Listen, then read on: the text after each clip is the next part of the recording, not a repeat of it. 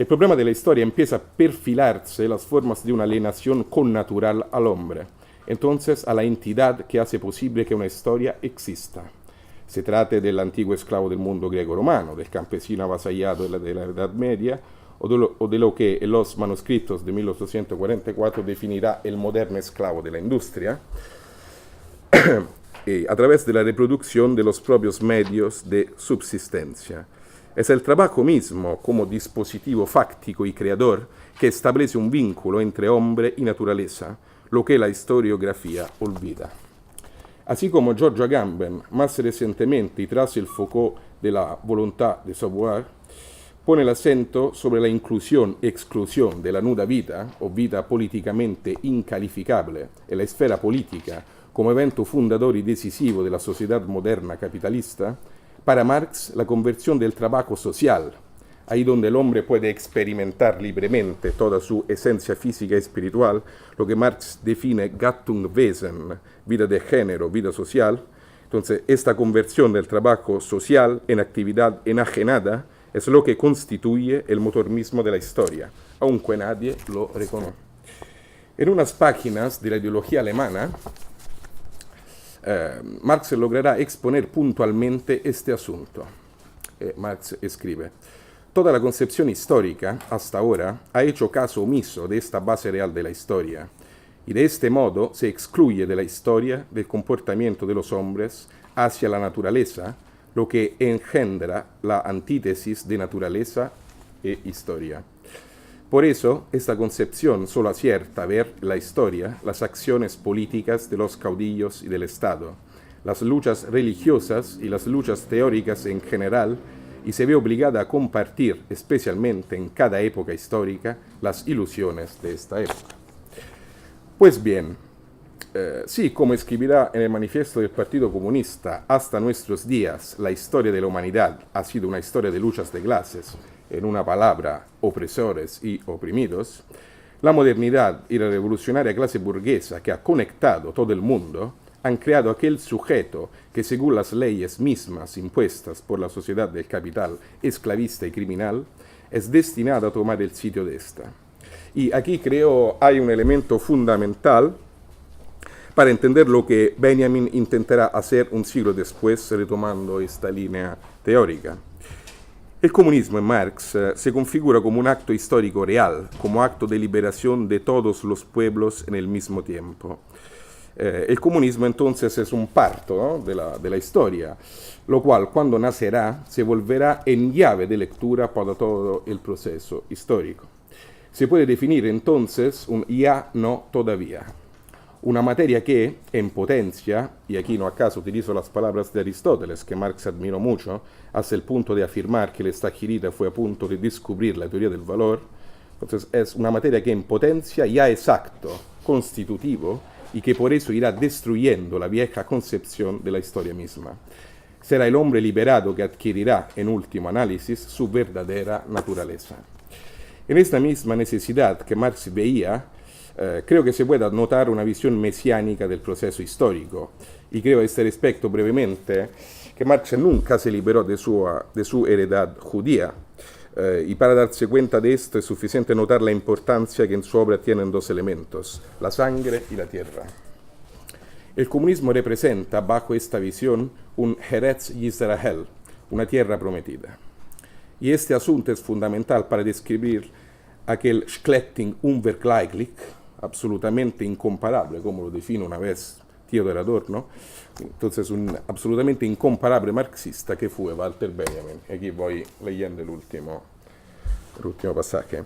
Lo que más fascinó a Benjamin del marxismo, en su lectura muy particular y según la testificación de Hannah Arendt, fue la estricta conexión que éste postulaba entre el espíritu y su manifestación material.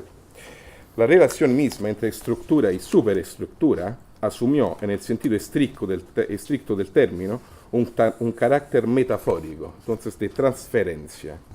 Las metáforas, de hecho, son los medios a través de los cuales se intuye la unitariedad del mundo.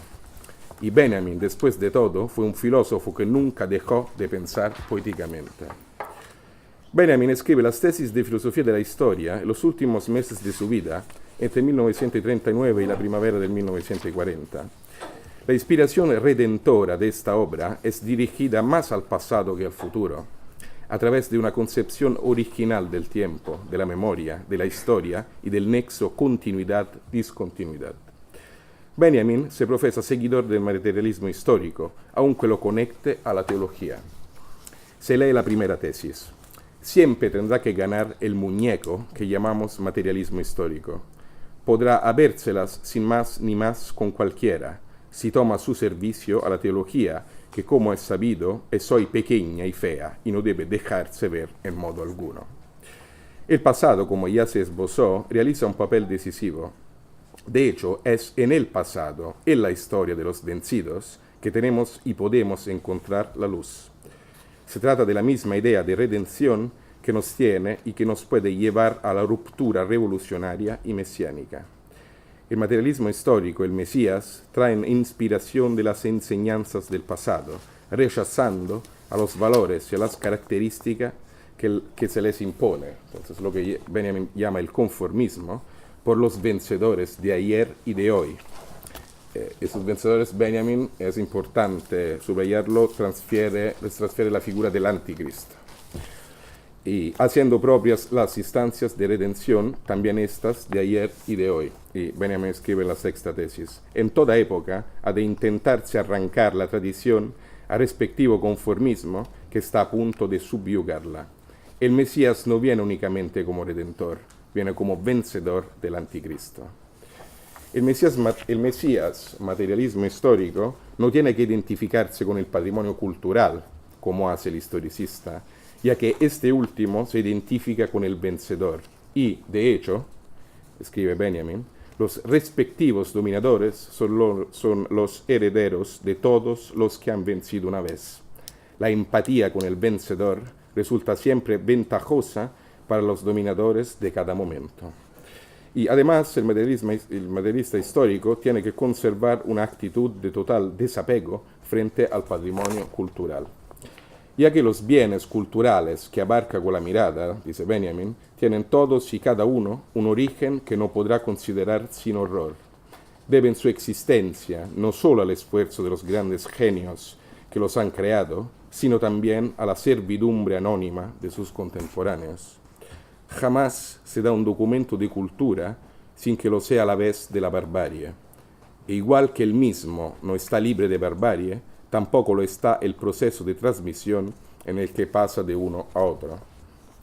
Benjamin dedica muchas tesis a la crítica de la visión continuista, historicista y socialdemócrata que creía acríticamente en el progreso, viendo el futuro como algo necesariamente mejor con respecto al pasado. Y es muy curioso el hecho de que, unos años atrás, Nietzsche, proprio curiosamente en su Anticristo, iba afirmando: la humanidad no representa una evolución hacia algo mejor y más fuerte o más alto, como hoy se cree. El progreso no es más que una idea moderna, esto es, una idea falsa. El europeo de hoy está muy por debajo del europeo del Renacimiento. Un desarrollo sucesivo no es absolutamente, con cualquier necesidad, elevación, ni incremento, ni refuerzo. Ahora bien, después de esta breve paréntesis, volvemos y acabamos con Benjamin. Según él, el marxismo auténtico, revolucionario, es lo que va a romper con el presente, porque está cargado por la opresión del pasado, dice Benjamin.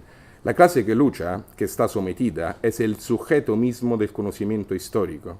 En Marx aparece como la última que ha sido esclavizada, como la clase vengadora que lleva hasta el final la obra de liberación en nombre de generaciones vencidas. Benjamin asocia a esta concepción del marxismo una concepción de la historia y del tiempo que pone de relieve no la continuidad, sino la discontinuidad. El materialista histórico no puede renunciar al concepto de un presente que no es transición, sino que ha llegado a detenerse en el tiempo. El historicismo plantea la imagen eterna del pasado. El materialista histórico, en cambio, plantea una experiencia con él que es única. Deja a los demás malbaratarse, cabe la prostituta, érase una vez, en el burdel del historicismo. Él sigue siendo dueño de sus fuerzas, es lo suficientemente hombre para hacer saltar el continuum de la historia. Entonces se rompe este continuum en lo que Benjamin define Jetztzeit, tiempo de la actualidad, el momento en el cual el Mesías puede llegar para redimir a la humanidad. El Angelus Novus de Benjamin, o aún mejor de Paul Klee, en último análisis es el ángel vengativo, la misma clase oprimida del presente que venga todas las opresiones y todos los oprimidos del pasado. Un ángel, entonces, a la vez bíblico y marxista. Y si en el estadio actual de las cosas es todavía admisible pensar el político en términos de una polis suelta y autónoma con respecto a la subyugada esfera de Oikos, y creo que sea una pregunta que vale la pena hacerse siempre más a menudo, un conflicto abierto e interno a esta misma relación es precisamente aquello concerniente al concepto de historia y de su función. Como nos recuerda Benjamin mismo, los respectivos dominadores son los herederos de todos los que han vencido una vez. Y puesto que quien hasta el día actual se haya llevado a la victoria marcha en el cortejo triunfal, en el que los dominadores de hoy pasan sobre los que también hoy yacen en tierra, hay que subrayar esta parcialidad del cuento mitológico moderno. Y mitológico no en el sentido original corrompido por los intérpretes modernos, sino en lo que Schelling define cuento fabuloso. Entonces, tenemos que subrayar esta parcialidad del cuento mitológico moderno, capitalista, racista, occidental. Para poder aún hablar de política y conflictos, ya que el encuentro de hoy se llama así, hay que tener presente una instancia fundamental. Para los oprimidos, para los vencidos, el estado de excepción en lo cual seguimos viviendo representa una regla, un nomos basileus, una ley soberana. Por eso tenemos que llegar a un concepto de historia que le corresponda. Quizás sea esta una de las necesidades más urgentes que, como esquirla mesiánica, nos ha dejado en herencia un pensador irreducible a cualquier estática categorización. Bajo el horizonte de una catástrofe planetaria, y las mismas palabras de Agamben, en la urgencia de esta misma catástrofe, hay también que recordar unas palabras que Benjamin escribió en Angelus Novus. Solo gracias a aquellos sin esperanza nos es dada la esperanza. Gracias.